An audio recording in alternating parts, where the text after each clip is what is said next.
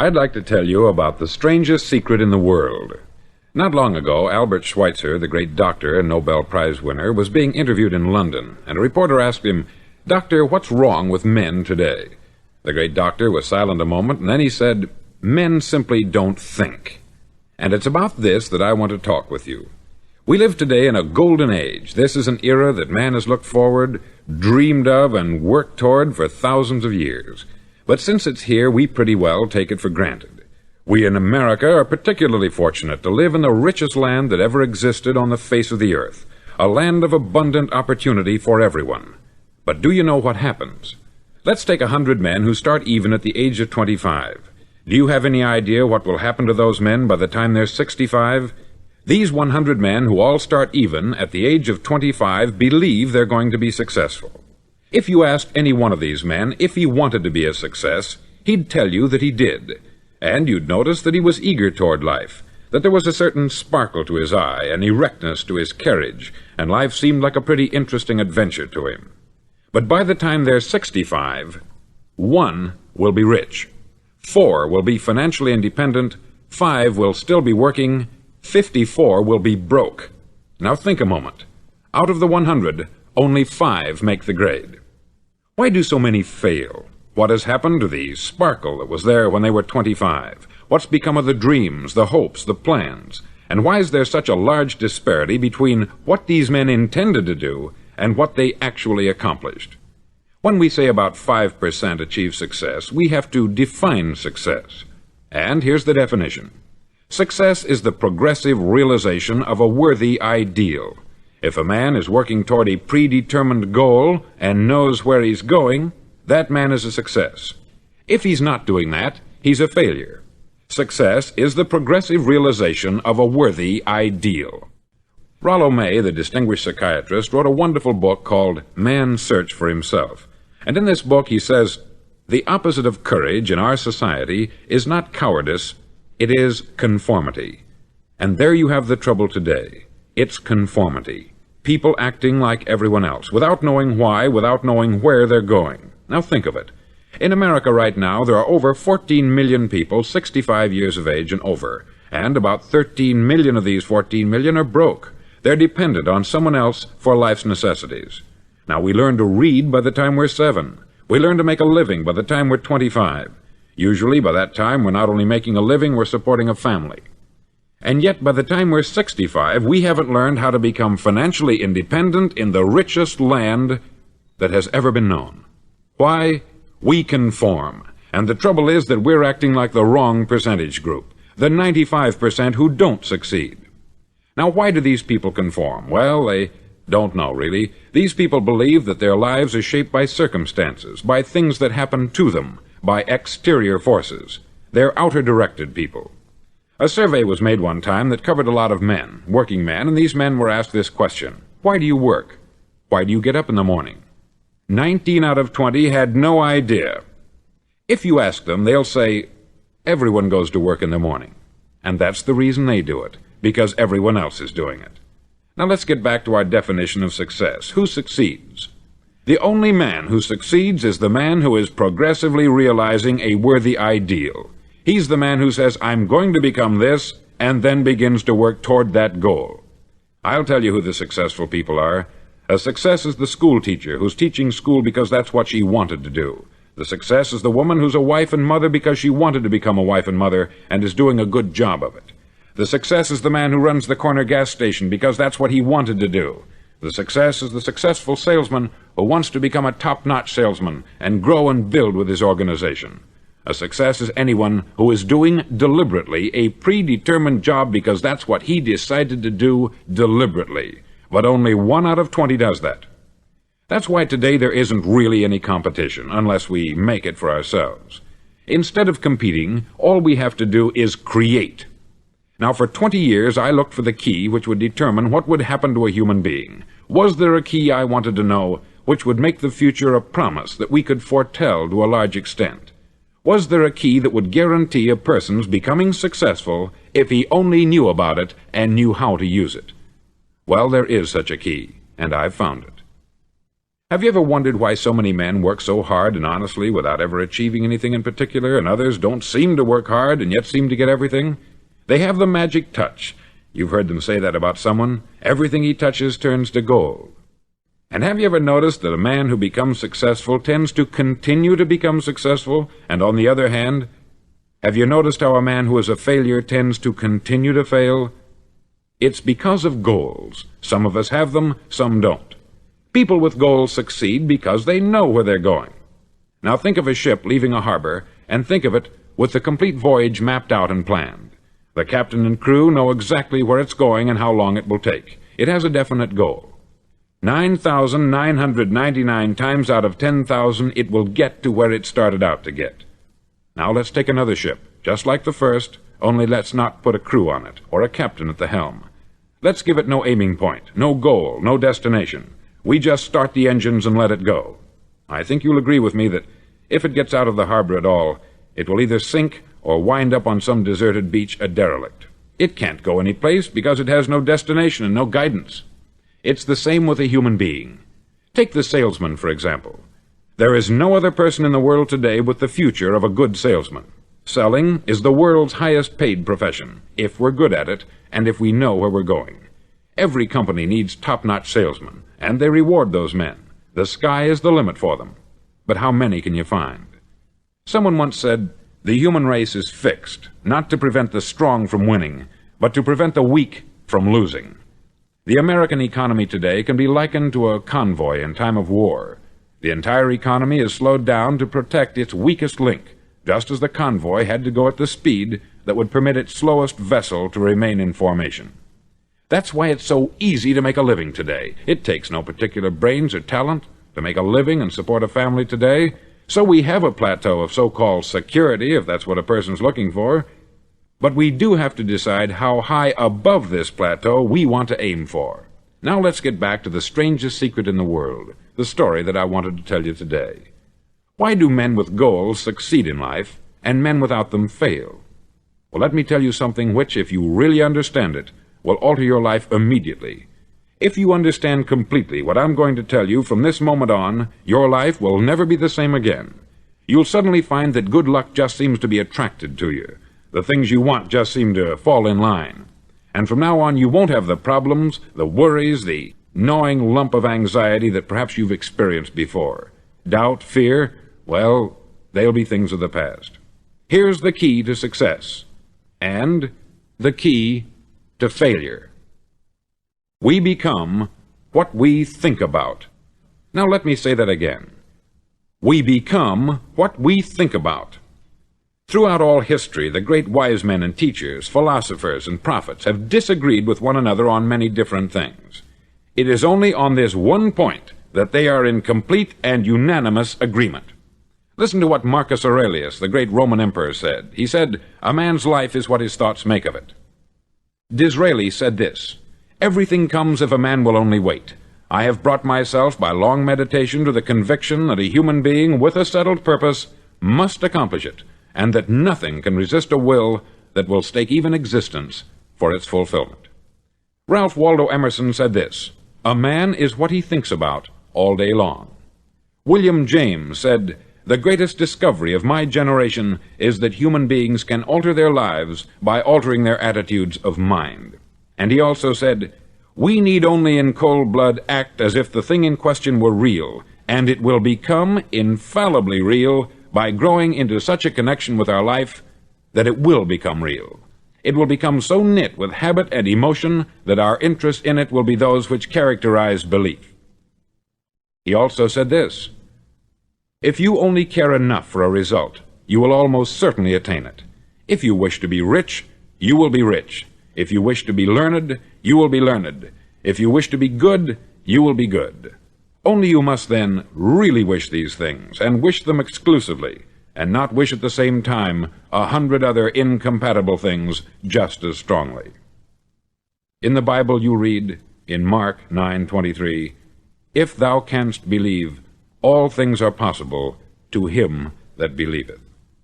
Dr. Norman Vincent Peale said this, "This is one of the greatest laws in the universe. Fervently do I wish I had discovered it as a very young man. It dawned upon me much later in life, and I've found it to be one of the greatest, if not my greatest discovery, outside of my relationship to God. And the great law, briefly and simply stated, is that if you think in negative terms, you'll get negative results. If you think in positive terms, you will achieve positive results. That is the simple fact which is at the basis of an astonishing law of prosperity and success. In 3 words, believe and succeed. William Shakespeare put it this way: "Our doubts are traitors, and make us lose the good we oft might win, by fearing to attempt." George Bernard Shaw said, "People are always blaming their circumstances for what they are. I don't believe in circumstances. The people who get on in this world are the people who get up and look for the circumstances they want, and if they can't find them, make them." Well, it's pretty apparent, isn't it? And every person who discovered this for a while believed that he was the first one to work it out. We become what we think about. Now, it stands to reason that a person who's thinking about a concrete and worthwhile goal is going to reach it, because that's what he's thinking about. And we become what we think about. Conversely, the man who has no goal, who doesn't know where he's going, and whose thoughts must therefore be thoughts of confusion and anxiety and fear and worry, becomes what he thinks about. His life becomes one of frustration, fear, anxiety, and worry. And if he thinks about nothing, he becomes nothing. Now, how does it work? Why do we become what we think about? Well, I'll tell you how it works as far as we know. Now, to do this, I want to tell you about a situation that parallels the human mind. Suppose a farmer has some land, and it's good, fertile land. Now, the land gives the farmer a choice. He may plant in that land whatever he chooses. The land doesn't care. It's up to the farmer to make the decision. Now, remember, we're comparing the human mind with the land, because the mind, like the land, doesn't care what you plant in it. It will return what you plant, but it doesn't care what you plant. Now, let's say that the farmer has 2 seeds in his hand. One is a seed of corn, the other is nightshade, a deadly poison.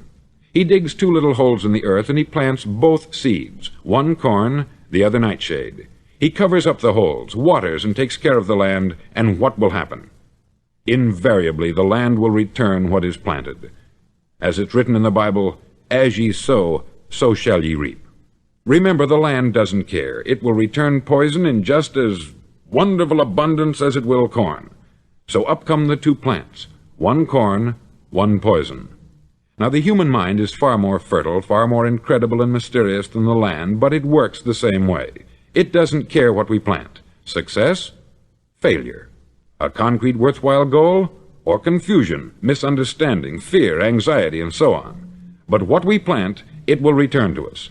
You see, the human mind is the last great unexplored continent on the earth. It contains riches beyond our wildest dreams. It will return anything we want to plant. Now, you might say, well, if that's true, why don't people use their minds more? Well, I think they've figured out an answer to that, too.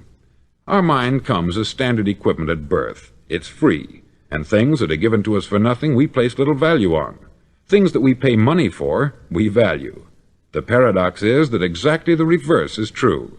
Everything that's really worthwhile in life came to us free. Our mind, our soul, our body, our hopes, our dreams, our ambitions, our intelligence, our love of family and children and friends. All these priceless possessions are free, but the things that cost us money are actually very cheap and can be replaced at any time. A good man can be completely wiped out and make another fortune. He can do that several times. Even if our home burns down, we can rebuild it, but the things we got for nothing, we can never replace. The human mind isn't used merely because we take it for granted. Familiarity breeds contempt. It can do any kind of job we assign to it, but generally speaking, we use it for little jobs instead of big important ones.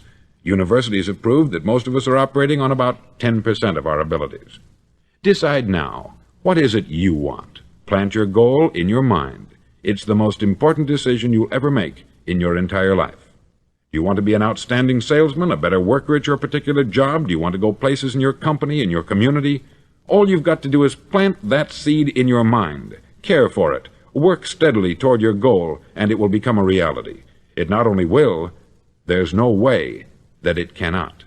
You see, that is a law, like the laws of Sir Isaac Newton, the laws of gravity. If you get on top of a building and jump off, you'll always go down. You'll never go up. And it's the same with all the other laws of nature. They always work. They're inflexible. Think about your goal in a relaxed, positive way. Picture yourself in your mind's eye as having already achieved this goal. See yourself doing the things you will be doing when you've reached your goal. Ours has been called the phenobarbital age, the age of ulcers and nervous breakdowns.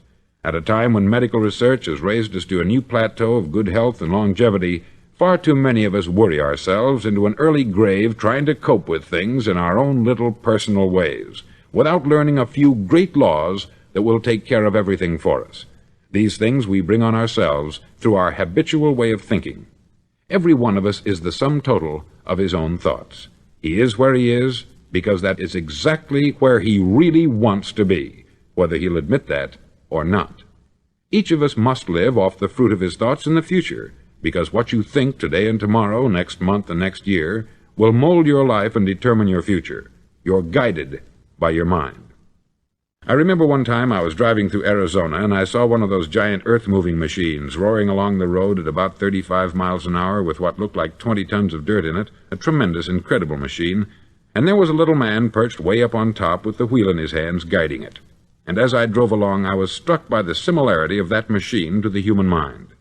Just suppose you're sitting at the controls of such a vast source of energy.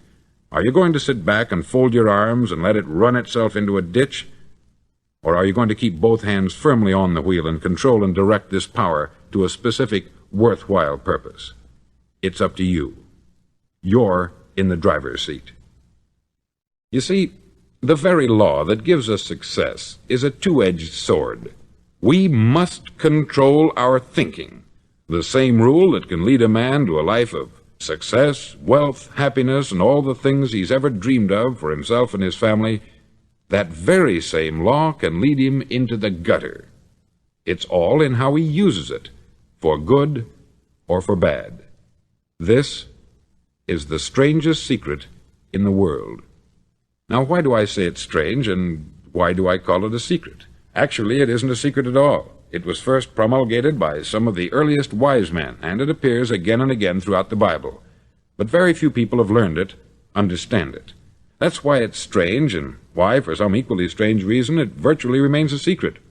I believe that you could go out and walk down the main street of your town and ask one man after another what the secret of success is, and you probably wouldn't run into one man in a month who could tell you. Now, this information is enormously valuable to us, if we really understand it and apply it. It's valuable to us not only for our own lives, but the lives of those around us, our family, employees, associates, and friends. Life should be an exciting adventure. It should never be a bore. A man should live fully, be alive. He should be glad to get out of bed in the morning. He should be doing a job he likes to do because he does it well. One time I heard Grove Patterson make a speech, the editor-in-chief of the Toledo Daily Blade, and as he concluded his speech, he said something that I've never forgotten. He said something like this: "My years in the newspaper business have convinced me of several things, among them that people are basically good, and that we came from someplace, and we're going someplace. So we should make our time here an exciting adventure. The architect of the universe didn't build a stairway leading nowhere." And the greatest teacher of all, the carpenter from the plains of Galilee, gave us the secret time and time again. "As ye believe, so shall it be done unto you." I've explained the strangest secret in the world and how it works. Now I want to explain how you can prove to yourself the enormous returns possible in your own life by putting this secret to a practical test. I want you to make a test that will last 30 days. Now, it isn't going to be easy. If you'll give it a good try, it will completely change your life for the better. Back in the 17th century, Sir Isaac Newton, the English mathematician and natural philosopher, gave us some natural laws of physics which apply as much to human beings as they do to the movement of bodies in the universe. Now, one of these laws is that for every action, there is an equal and opposite reaction. Simply stated, as it applies to you and me, it means we can achieve nothing without paying the price. The results of your 30-day experiment will be in direct proportion to the effort you put forth. To be a doctor, you must pay the price of long years of difficult study. To be successful in selling, and remember that each of us succeeds to the extent of his ability to sell, selling our families on our ideas, selling education in schools, selling our children on the advantages of living the good and honest life, selling our associates and employees on the importance of being exceptional people, to, of course, the profession of selling itself. But to be successful in selling our way to the good life, we must be willing to pay the price. Now, what is that price? Well, it's many things. First, it's understanding emotionally, as well as intellectually, that we literally become what we think about, that we must control our thoughts if we're to control our lives. It's understanding fully that, as ye sow, so shall ye reap. Secondly, it's cutting away all the fetters from the mind and permitting it to soar as it was divinely designed to do. It's the realization that your limitations are self-imposed, and that the opportunities for you today are enormous beyond belief. It's rising above narrow-minded pettiness and prejudice. Thirdly, to use all your courage to force yourself to think positively on your own problem, to set a definite and clearly defined goal for yourself, to let your marvelous mind think about your goal from all possible angles, to let your imagination speculate freely upon many different possible solutions, to refuse to believe there are any circumstances sufficiently strong to defeat you in the accomplishment of your purpose, to act promptly and decisively when your course is clear, and to keep constantly aware of the fact that you are, at this moment, standing in the middle of your own acre of diamonds, as Russell Conwell used to point out. Fourth, save at least 10% of what you earn. It's also remembering that no matter what your present job, it has enormous possibilities if you're willing to pay the price. Now let's just go over the important points in the price each of us must pay to achieve the wonderful life that can be ours. It is, of course, worth any price. 1. You will become what you think about. 2. Remember the word imagination. Let your mind soar. 3. Courage. Concentrate on your goal every day. 4. Save 10% of what you earn. And action. Ideas are worthless unless we act on them. Now I'll try to outline the 30-day test I want you to make. Now keep in mind that you have nothing to lose by making this test, and everything you could possibly want to gain.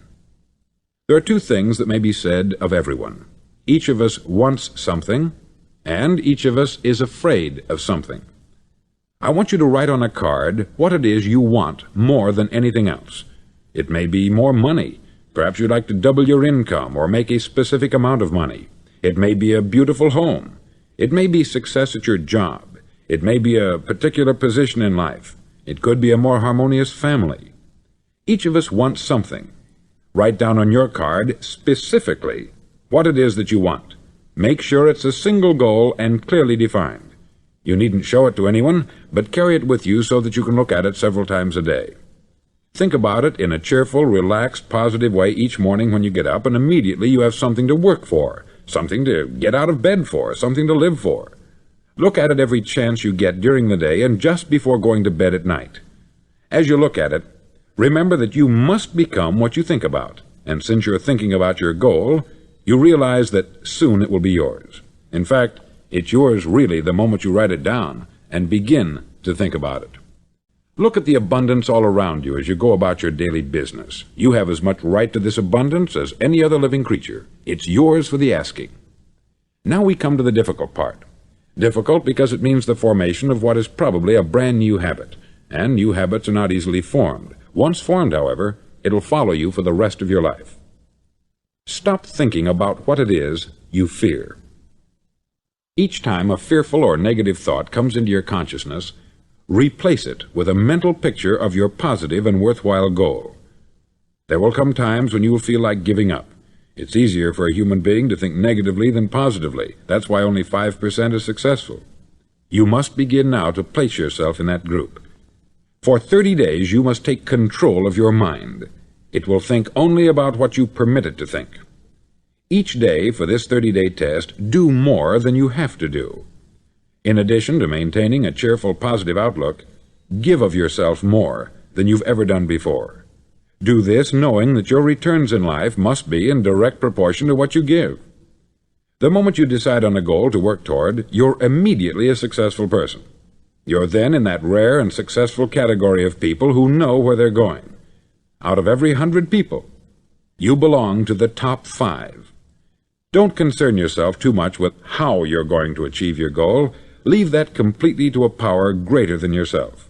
All you have to do is know where you're going. The answers will come to you of their own accord. Remember these words from the Sermon on the Mount, and remember them well. Keep them constantly before you this month of your test. Ask, and it shall be given you. Seek, and ye shall find. Knock, and it shall be opened unto you. For every one that asketh receiveth, and he that seeketh findeth, and to him that knocketh it shall be opened. It's as marvelous and as simple as that. In fact, it's so simple that in our seemingly complicated world it's difficult for an adult to understand that all he needs is a purpose and faith. For 30 days, do your best. If you're a salesman, go at it as you've never done before, not in hectic fashion, but with the calm, cheerful assurance that time well spent will give you the abundance in return you deserve and want. No matter what your job, do it as you've never done it before for 30 days. And if you've kept your goal before you every day, you'll wonder and marvel at this new life you've found. Dorothea Brand, outstanding editor and writer, discovered it for herself and tells about it in her fine book, Wake Up and Live. Her entire philosophy is reduced to the words, act as though it were impossible to fail. She made her own test with sincerity and faith, and her entire life was changed to one of overwhelming success. Now you make your test for 30 full days. Don't start your test until you've made up your mind to stick with it. You see, by being persistent, you're demonstrating faith. Persistence is simply another word for faith. If you didn't have faith, you would never persist. If you should fail during your first 30 days, by that I mean suddenly find yourself overwhelmed by negative thoughts, you've got to start over again from that point and go 30 more days. Gradually your new habit will form until you find yourself one of that wonderful minority to whom virtually nothing is impossible. Don't forget the card. It's vitally important as you begin this new way of living. On one side of the card, write your goal, whatever it may be. On the other side, write the words we've quoted from the Sermon on the Mount.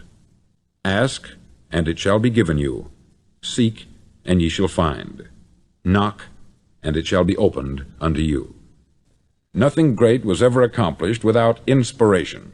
See that during these crucial first 30 days, your own inspiration is kept at a peak. Above all, don't worry. Worry brings fear, and fear is crippling. The only thing that can cause you to worry during your test is trying to do it all yourself. Know that all you have to do is hold your goal before you. Everything else will take care of itself. Remember also to keep calm and cheerful. Don't let petty things annoy you and get you off course. Now, since making this test is difficult, some may say, well, why should I bother? Well, look at the alternative. No one wants to be a failure. No one really wants to be a mediocre individual. No one wants a life constantly filled with worry, fear, and frustration. Therefore, remember that you must reap that which you sow. If you sow negative thoughts, your life will be filled with negative things. If you sow positive thoughts, your life will be cheerful, successful, and positive. Now, gradually, you will have a tendency to forget what you've heard on this record. Play it often. Keep reminding yourself of what you must do to form this new habit. Gather your whole family about and listen to what's been said here at regular intervals. You know, most men will tell you that they want to make money without understanding the law. The only people who make money work in the mint. The rest of us must earn money. This is what causes those who keep looking for something for nothing or a free ride to fail in life. The only way to earn money is by providing people with services or products which are needed and useful. We exchange our product or service for the other man's money.